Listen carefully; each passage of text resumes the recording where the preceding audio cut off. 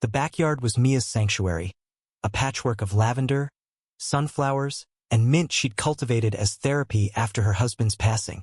Each petal held a memory, each root a step toward healing.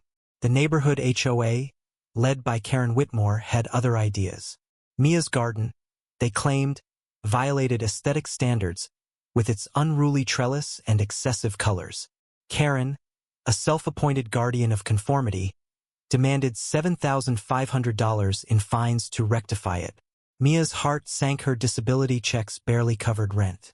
Yet, Karen's smug grin at the HOA meeting sparked something fierce in Mia. She wouldn't let her refuge be bulldozed. The conflict simmered as Karen escalated her campaign.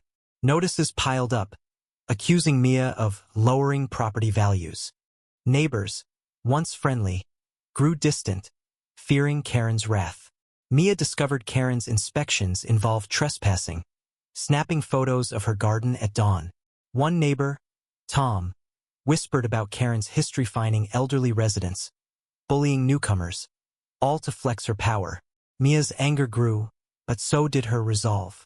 She pored over HOA bylaws, finding inconsistencies in Karen's rules.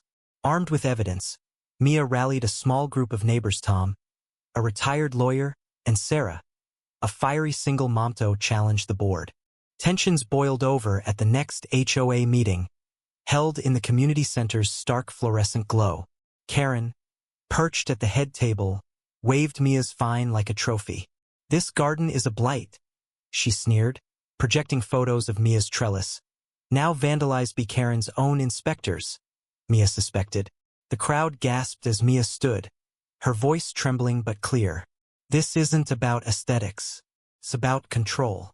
My garden helps me live. You trespassed, Karen. You broke it." She slid a folder across the table, photos of Karen's crew damaging her trellis, timestamps included. Murmurs rippled through the room. Karen's face reddened, her authority cracking. The climax erupted when Tom revealed Karen's scheme. The HOA was unregistered, her fines illegal, her rules fabricated.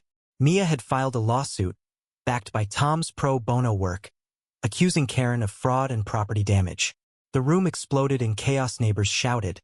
Karen stammered, her clipboard clattering to the floor. Mia's evidence was ironclad.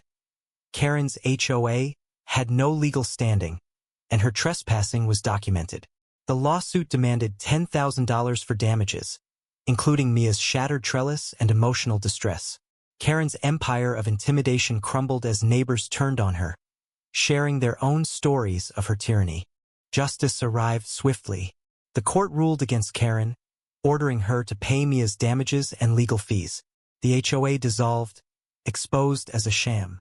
Karen, once the neighborhood's queen, moved away, shunned and humiliated. Mia's garden flourished anew, now a community haven where neighbors planted together, healing old divides. Yet, Mia's victory was bittersweet. Her sanctuary had been violated, her trust in community shaken. She sat among her flowers, wondering if Karen would ever grasp the pain she'd caused. What do you think? Did Mia's fight for justice go far enough? Or should Karen have faced harsher consequences? How would you handle a bully like Karen in your community?